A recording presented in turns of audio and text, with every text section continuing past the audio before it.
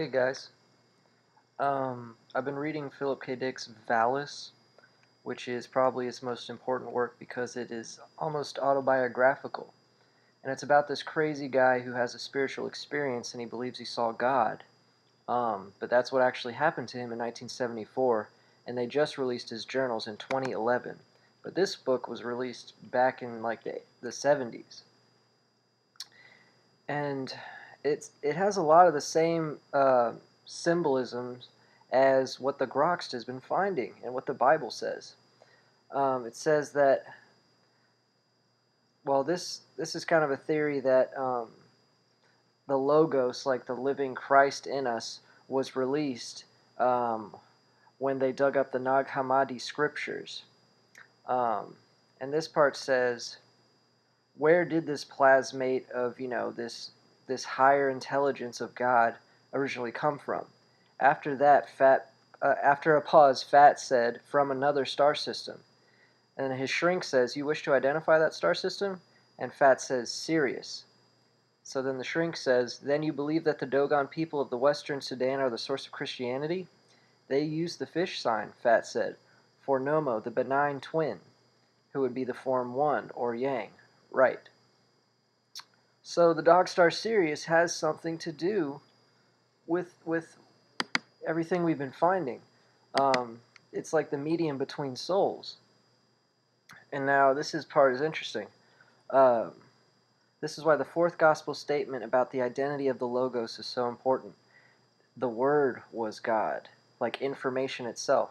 In the New Testament, Jesus says that no one has seen God but Him, that is, Jesus Christ, the Logos of the fourth gospel.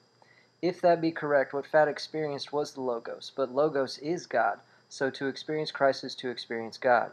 Perhaps a more important statement shows up in a book of the New Testament which most people don't read.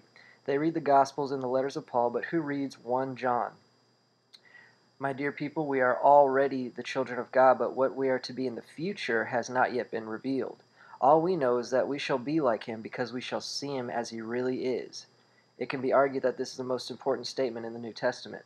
We will be as gods after the new heaven is created and the new world order is set up and destroyed. We'll be in heaven as God.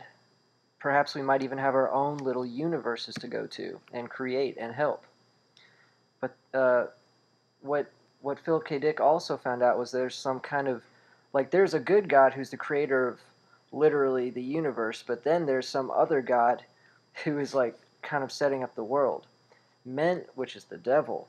But Valis doesn't say that. We say that. Men in the world are mutually toxic to each other. But God, the true God, has penetrated both, Jesus, penetrated man and penetrated the world and sobers the landscape. But that God, the God from the outside, encounters fierce opposition, the devil. Frauds, the deceptions of madness, abound and mask themselves as their mirror opposite, and pose as sanity. The devil is a clown, a clone. He's a spirit. He goes into everyone. He's known as a host.